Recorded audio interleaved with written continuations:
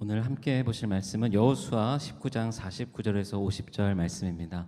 우리 다 같이 자리에서 일어나셔서 우리 여호수아 19장 49절, 50절 두 절 말씀인데요. 우리 한 목소리로 같이 봉독하겠습니다. 시작. 이스라엘 자손이 그들의 경계를 따라서 기업의 땅 나누기를 마치고 자기들 중에서 눈의 아들 여호수아에게 기업을 주었으니 곧 여호와의 명령대로 여호수아가 요구한 성읍 에브라임 산지 딥낫 세라를 주매 여호수아가 그 성읍을 건설하고 거기 거주하였더라. 아멘. 아멘. 네, 죄송합니다. 제가 아직도 익숙하지가 않군요. 네.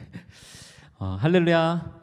오늘 이 시간 또 우리 3부 젊은이 예배 또 우리 플로우 워십에 오신 모든 분들 주님의 이름으로 환영하고 축복합니다. 우리 이 시간에 좀 주변에 한번 돌아보시면서 또 한 주간 어떻게 지내셨는지, 누가 내 주위에 앉아서 함께 예배하고 있는지 좀 눈도 마주치시고 인사도 좀 나누면 좋겠습니다. 네, 벌써 이제 9월이 됐습니다. 이제 지금 이제 아침 저녁으로는 이제 좀 선선하다 느껴질 정도의 그런 날씨가 되었고, 이제 에어컨을 틀고 있다 보면 어느 순간에 너무 추운 거 아니야 그러면서 이제 에어컨을 이제 끄게 되는 그런 이제 계절이 왔습니다. 우리 지난 7월, 8월 이 뜨거웠던 여름, 저희는 굉장히 이제 바쁘고 분주하게 이제 여러 가지 일들이 많이 있었는데요. 우선은 저희 이제 배화와 중앙이 같이 연합을 하여서 7월부터 이제 이 3부 예배, 플로우 워십 예배를 같이 이제 시작을 했습니다. 그리고 이제 전교인 우리 꿈빛 캠프도 다녀왔고, 또 우리 청년들은 청년부 연합 수련회도 이제 2주 전에 다녀왔습니다. 그냥 이렇게 뭐 예배하고 행사만 같이 합친 것이 아니고 이제 그동안 계속 이제 크고 작은 그런 움직임들이 있었습니다. 우리 이제 찬양팀도 이제 중앙배와 같이 연합을 하게 됐고, 또 이제 청년부는 임원들도 같이 연합하고, 또 소그룹도 같이 연합하고, 이제 여러 가지 일들이 이제 그동안 있어 왔습니다. 앞으로 이제 또 어떤 과정들을 이제 거치게 될지 이제 여러 가지 또 준비들을 하고 있는데요. 이제 우리의 연합 가운데 무엇보다도 하나님께서 계획하신 대로 우리가 한 걸음 한 걸음 나아가는 그런 과정이 되기를 간절히 소망합니다. 지난번에 우리 청년들 이제 수련회 연합으로 이제 다녀오고 나니까 우리 청년들도 사실은 아직은 어색하지만 그래도 걱정됐던 부분들이 있었는데, 이제 청년들도 같이 이렇게 수련회하고 같이 어울려서 먹고 게임하고 예배드리고 또 기도하고 그러면서 이제 많이 익숙해진 것 같아요. 이제 서로 또 특별히 이제 아직은 더 많이 배려하고 또 더 섬기려고 하고 더 이렇게 양보하고 이제 그런 모습들이 이제 청년부 그 공동체 모임 안에서 있었던 것 같습니다. 이제 물론 뭐 이제 게임을 하거나 뭐 이럴 때는 네, 굉장히 치열하게 하고, 또 밤에 이제 마피아 게임 할 때는 막 이제 서로 죽이고 이제 막 이제 열심히 그 교회 공동체를 이루어가려고 하는 그런 이제 노력들을 우리 청년들 한 사람 한 사람도 하고 있다라는 그런 느낌을 계속 받고 있습니다. 아무래도 이제 남은 그런 과정 속에서 하나님이 우리 이 연합 공동체를 향하여서 계획하고 계신 일들, 하나님이 기대하고 계신 바가 무엇인지를 우리가 더 구체적으로 깨닫고 그 길대로 온전히 나아갈 수 있기를 또 소망해 봅니다. 이제 지난 시간에 이제 제가 말씀 나눴을 때 마가복음 4장의 말씀으로 이제 처음, 다음, 그 다음이라고 하는 그런 내용으로 말씀을 나눈 적이 있습니다. 이제 우리가 연합하였는데 이제 연합이 이제 처음 시작이라고 한다면 이제 싹에 충실한 이삭을 내고 이삭에 충실한 곡식을 내는 그런 과정들, 이제 다음으로 연결되는 것에 대하여서 우리가 같이 고민해야 한다, 이제 그런 말씀들을 나눴었는데요. 또 이제 지난번 청년부 수련회 때 우리 이제 청년부 수련회 같이 함께하지 못하신 분들이 또 많이 계신데, 그때 제가 이제 에스겔서 47장 말씀으로 그런 이야기를 나눴습니다. 이제 제가 이제 예를 들어서 저희 이제 신혼여행 때 이제 숙소를 잡고 하와이로 갔었는데, 거기에 이제 그때만 해도 20년 전에 막 자유여행을 하지 않았던 때 제가 이제 숙소를 잡고 이제 보니까 공항에서 4시간 떨어진 곳이었다, 이제 이런 말씀 드렸어요. 그러면서 이제 그 가는 길에 차를 빌려가지고 가는데 굉장히 이제 고생했다, 이런 말씀 드리면서 가본 길이었으면 그렇게 잡았겠느냐, 이제 이런 말씀을 나눴습니다. 가보지 않은 길이기 때문에 어떻게 가야 할지, 얼만큼 걸릴지 알 수 없습니다. 그리고 이제 우리 청년들 우리 유럽 비전 트립 갔을 때 저희 독일에서 아우토반을 달리면서 뒤에서 이제 140 달리고 있는데 이제 막 뒤에서 빵빵거리니까 그냥 막 이제 200을 막 밟고 달렸는데, 이제 와서 보니까 이제 신호위반 딱지를 굉장히 많이 끊었다, 이제 이런 말씀도 드리면서 어떤 속도로 가야 되는지도 잘 모르는 길을 지금 가고 있는 것 같다, 이제 이런 말씀들을 나눴습니다. 우리 연합 공동체가 그런 상황 중에 있지 않나. 이제 그러면서 저는 이제 목회자로서 더 열심히 기도하면서 하나님이 인도하시는 그 속도가 어떤 정도인지 또 인도하시는 그 길이 무엇인지를 더 민감하게 집중해야 되는, 이제 저뿐만이 아니라 우리 모든 공동체가 그런 상황 중에 있다라고 하는 말씀을 나눴습니다. 하지만 분명한 것은 그 에스겔서 말씀처럼 성전에서부터 흘러나오는 물줄기만 따라가다 보면 결국 능히 건너지 못할 넘치는 강, 그래서 그 강이 흐르는 주변에는 모든 생명들을 살리는 그런 하나님의 놀라우신 계획 가운데 우리가 예배의 자리 열심히 같이 예배하고 하나님의 인도하심에 집중하면서 나아가자, 이제 그런 말씀들을 드렸습니다. 결국에는 하나님께서 우리 연합 공동체를 향해서 어떤 계획을 가지고 계시는가, 그것은 하나님이 열매 맺기를 원하시고 그 열매 맺는 것은 생명을 살리는 영혼 구원의 열매다라고 믿습니다. 그렇다고 한다면 이제 이 공동체 안에 있는 우리들이 그럼 이 과정 속에서 어떤 마음으로 임해야 될까? 이제 오늘 이 말씀을 통해서 좀 나눠보고자 합니다. 오늘 이제 우리가 여호수아 말씀을 함께 읽었습니다. 이제 여호수아서 내용들을 다 많이 알고 계시겠지만 여호수아서의 핵심은 이제 광야에서 40년을 보낸 이스라엘 백성들이 이제 비로소 하나님의 약속하고 계획하신 가나안 땅으로 들어가는 그 땅을 정복하고 차지하는 과정이 이 여호수아 말씀의 핵심입니다. 그래서 이제 여호수아서는 사실은 이제 앞부분에 읽다 보면은 굉장히 재미있습니다. 놀라운 그런 승리의 이야기들을 읽다 보면은 막 재미있게 이 성경을 읽게 되는데요. 그런데 이 여호수아서에서 가장 많은 부분을 차지하고 있는 내용은 사실은 그 땅을 분배하는 내용입니다. 이제 이스라엘에 12지파가 있었는데 그 12지파가 어떻게 그 땅들을 분배받게 되는가. 이 과정 속에서 하나님이 지금 이스라엘 백성들을 인도하고 계시는 그 목적을 분명히 알고 있는 사람과 그 목적을 잃어버린 사람들의 차이를 보게 됩니다. 우선은 하나님이 이스라엘 백성들을 출애굽시키셨을 때에 하나님의 계획은 그냥 이스라엘 백성들이 애굽에서 노예로 살고 있으니까 너무 힘들어 보이니까 이스라엘 백성들이 하나님께 간절히 부르짖고 있으니까 이들을 자유롭게 해줘야 되겠다. 이제 노예로 살지 않게 해줘야 되겠다. 그래서 출애굽시키신 것이 아니었습니다. 하나님의 계획은 이제 약속의 땅, 그 가나안 땅으로 이스라엘 백성들을 이끌어 가시기 위하여서 하나님은 이스라엘 백성들에게 출애굽의 역사를 일으키셨습니다.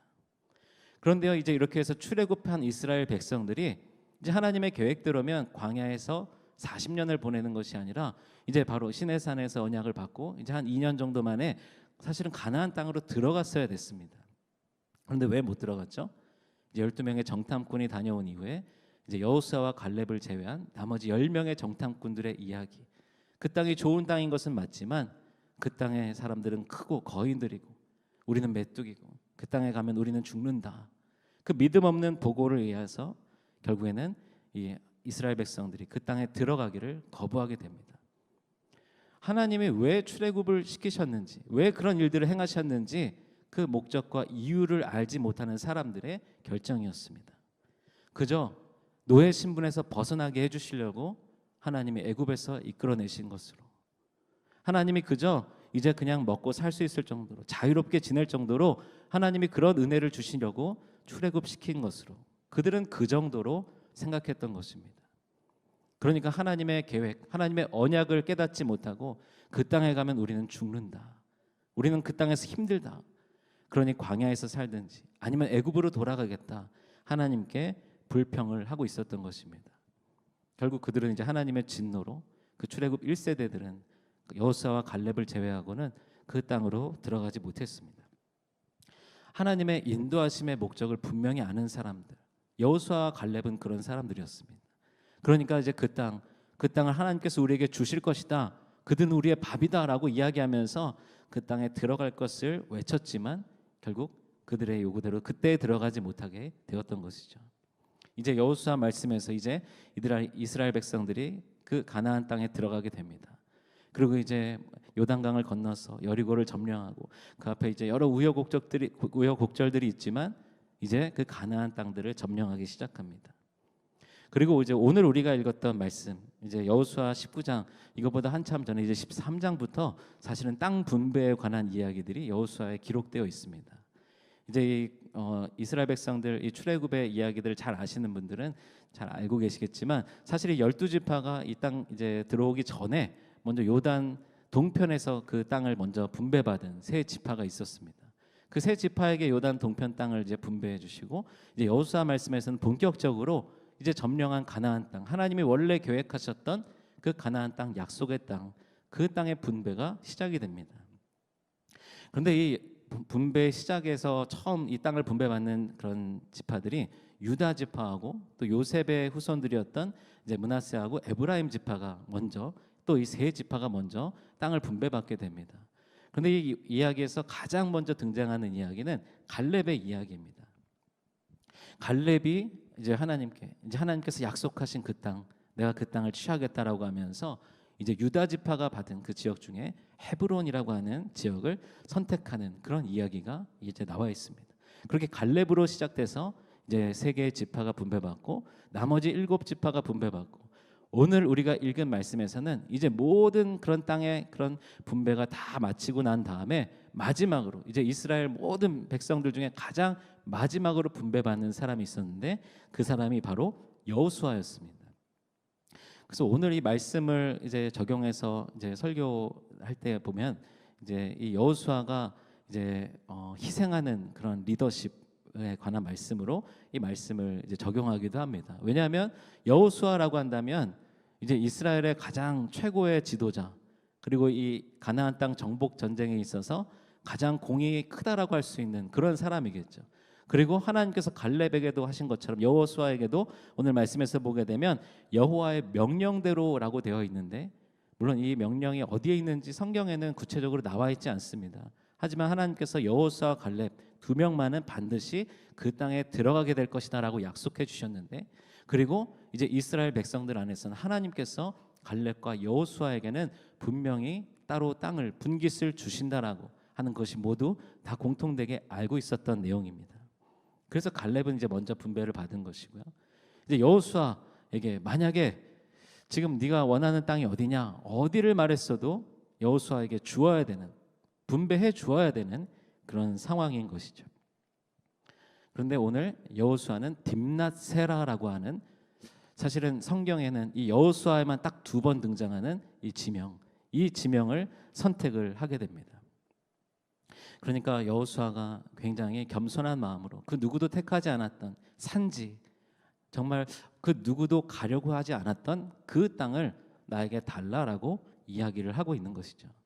이 딥낫세라라고 하는 지명이 성경 이후에 그 이후로도 더 나오지 않는 것을 보게 되면 구약의 이제 이스라엘 역사 속에서도 그렇게 특별한 그런 중심 지역이 아니었구나라는 것을 알게 됩니다. 그리고 지금도 사실은 이 딥낫세라라고 하는 곳이 실제로 어디였는지 이 성서학자들 가운데 정확하게 여기다라고 이렇게 이야기하지 못하고 여러 의견들이 있다고 합니다. 그러니까 이 딥낫세라는 그 누구에게도 알려지지 않을 만큼 그렇게 번성한 도시도 되지 못했고, 또 특별한 어떤 정치나 사회적으로 그런 중심지가 됐던 그런 도시도 아니었습니다. 오늘 그런데 여호수아는 그 땅을 선택하고 있습니다. 아까 말씀드리면서 하나님의 인도하심 가운데서 그 인도하심의 이유가 무엇인지를 알게 되면 우리는 명확하게 더 하나님의 그 뜻 가운데 순종할 수 있다. 그 인도하심의 이유를 알지 못한 채 나아가는 것과는 차이가 있다. 이런 말씀을 드렸습니다. 이제 가나안 땅을 분배할 때 많은 이스라엘 지파들, 많은 이스라엘 백성들, 그들은 이제 이 시간이 굉장히 관심이 집중되는 그런 시간이었을 것입니다. 물론 가나안 땅을 이제 하나님의 계획대로 정복하는 것, 여호수아의 내용은 그것이 핵심이지만, 만약에 이스라엘 지파의 한 사람으로서 이 상황 가운데 있다라고 한다면 지금 우리가 어디를 점령해서 승리하고 어느 땅을 차지하고, 물론 그것도 중요하지만 더 관심이 가는 부분은 어디겠습니까? 우리 지파는 어느 땅에서 살게 될까? 우리 집은 어느 땅을 받게 될까? 나는 어디서 살게 될까? 물론 열심히 우리 여기서 이제 전쟁해야 됩니다. 다음 전쟁은 저 도시입니다. 그러면서 이제 순종하여서 나아가고 있지만, 이제 그 점령지들이 하나씩 하나씩 늘어가고 가나안 땅을 다 이렇게 차지하여 갈 때쯤에 이제 조금 있으면 분배하는 시간이 올 텐데, 계속 마음속에는 아마도 우리 지파가 이 땅을 받으면 좋겠다. 이스라엘 전역을 다니면서 아마 이곳저곳을 다 받겠죠. 여기는 물이 많고, 여기는 나무도 많고, 여기는 좀 살기 좋고, 여기는 도시를 세우기에 적합하고, 여기는 땅이 기름지고, 아마 이스라엘 모든 백성들이 이 가나안 땅 전역을 다니면서 어디가 좋은 땅인지, 어디는 좀 힘든 땅인지, 쓸모없는 땅인지 다 그것을 알고 있었을 것입니다. 그러니까 이 땅 분배의 시간은, 이 순간은 온 이스라엘 백성들이 굉장히 집중하고 있는 그런 순간입니다. 그리고 이렇게 분배를 받는 과정 중에 이제 하나님께서 제비뽑기로 이스라엘 지파에게 땅을 분배해 주시는데요. 실제로 이스라엘 백성들 안에서 그런 일이 일어납니다. 왜 우리는 이 땅을 주십니까? 왜 우리는 요만큼만 주십니까? 실제로 에브라임 지파에서도 분배를 받은 다음에 우리는 인구가 많은데, 우리는 사람이 많은데 이 땅은 너무 좁습니다. 이렇게 여호수아에게 따져 묻기도 합니다. 그때 여호수아가 했던 말은 그러면 다른 땅을 더 가서 개척하고 점령하라 라고 하면서 아직 지금 이 가나안 땅 가운데 아직 점령하지 못한 가나안의 이방 족속들, 그들에게 나아가라 라고 여호수아는 이야기합니다. 오늘 그러면 여호수아는 왜 딥낫세라를 택하였을까? 그 내용들을 좀 살펴보고자 합니다.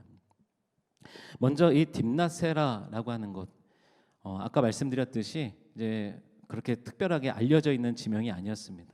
그리고 오늘 말씀에서 보게 되면 에브라임 지파 중에 분배받았던 산지라고 되어 있습니다. 그리고 이 딥낫세라의 히브리어 원어의 그 뜻을 보게 되면 열매 많은 땅이라고 하는 뜻을 가지고 있다고 합니다.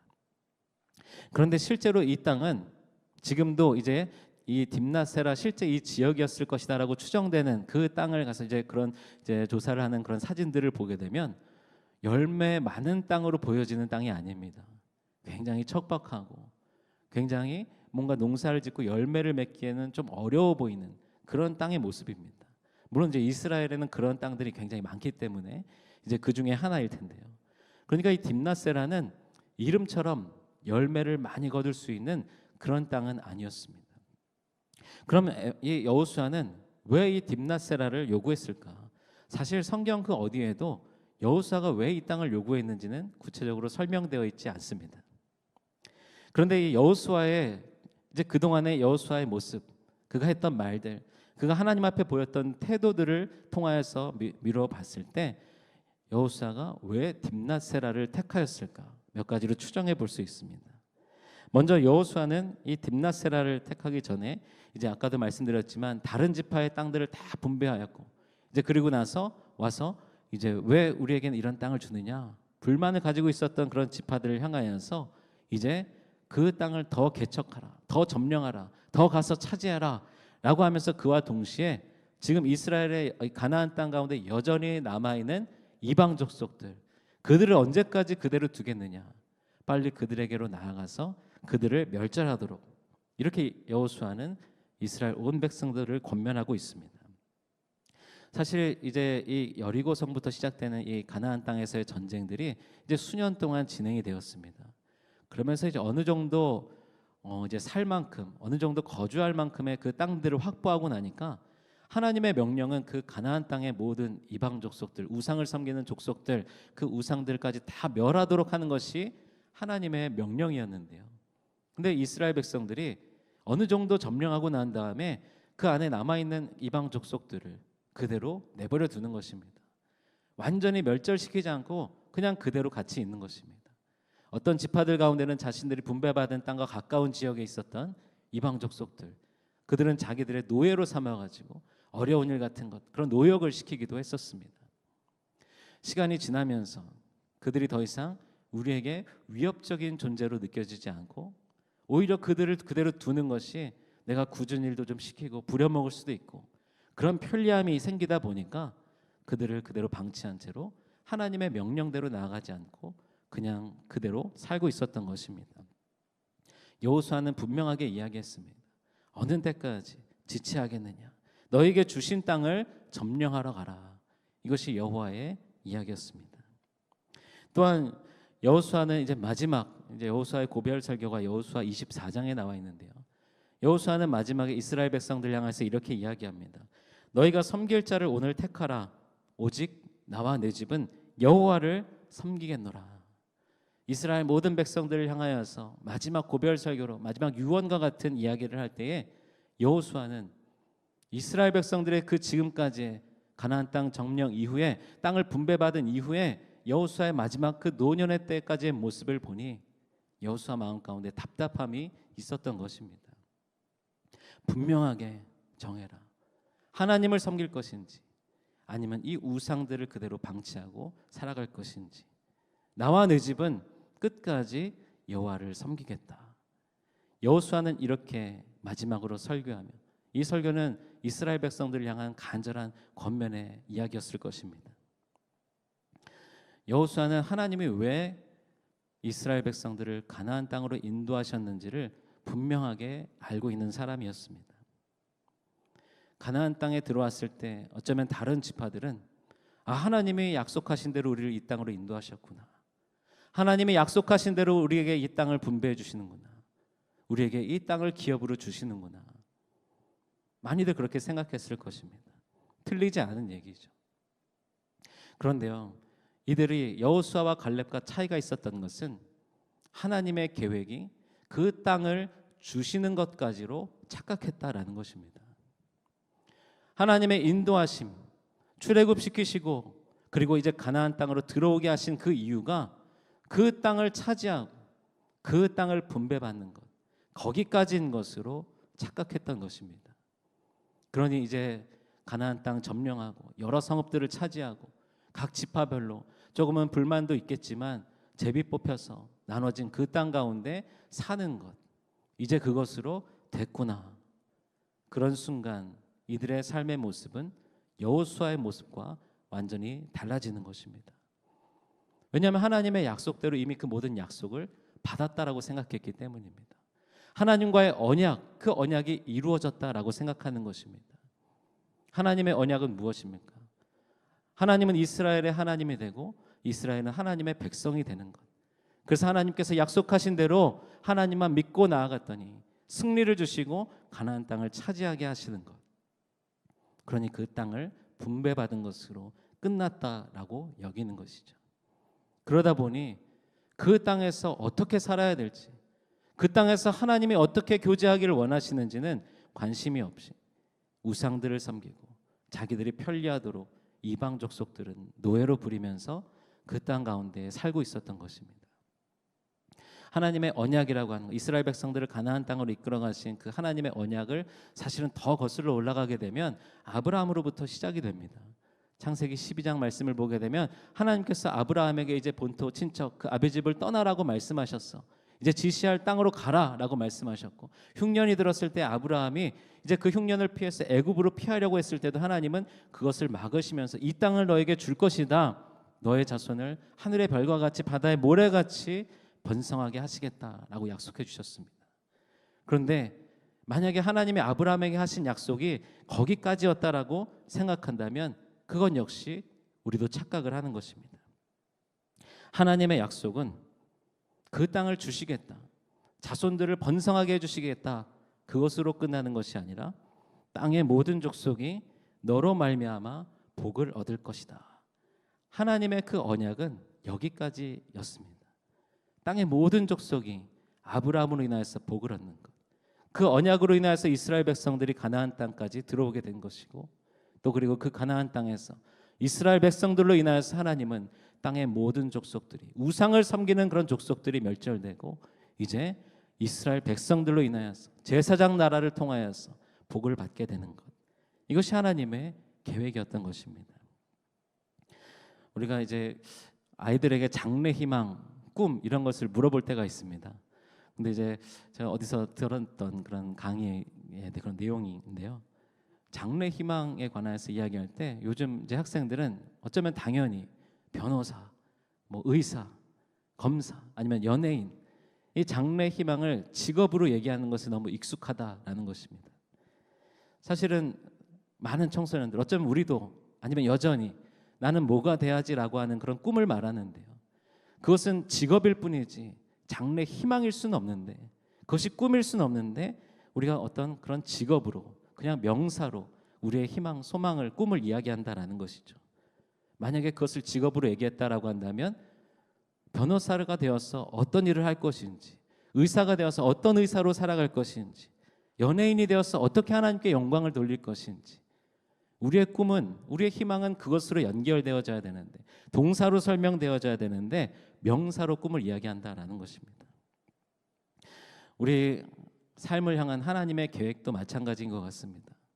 하나님은 그저 하나님의 백성, 이것으로 우리에게 향한 하나님의 기대가 끝나는 것이 아닙니다.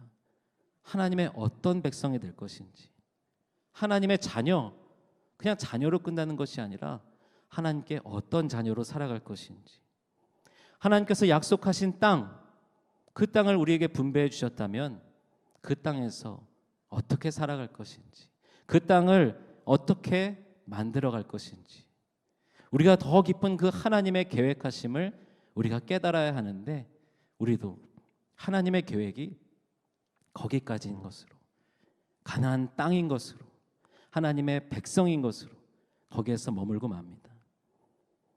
저도 이제 목사라는 이제 그런 소망을 가지고 지금 이제 목사로 살고 있습니다. 하나님의 계획하심은 제가 목사로 사는 것이 아니라 목사로서 어떻게 하나님께 영광 돌릴 것인지, 어떤 목사로 살 것인지, 목사로서 어떤 하나님의 사명을 감당할 것인지, 거기로 연결되어져야 되는데, 만약에 나는 지금 목사야, 나 이제 목사가 됐어 라고 하는 것으로 하나님의 계획이 끝났다라고 생각하면 하나님이 얼마나 당황스러우시겠습니까? 우리 사랑하는 성도 여러분, 우리 한 사람 한 사람을 향한 하나님의 계획도 마찬가지라고 생각됩니다. 우리가 어떤 소망과 어떤 계획, 어떤 일들, 그 한순간으로 끝나는 것으로 우리가 소망하고 있다고 한다면 다시 한번 더 깊이 생각해야 됩니다.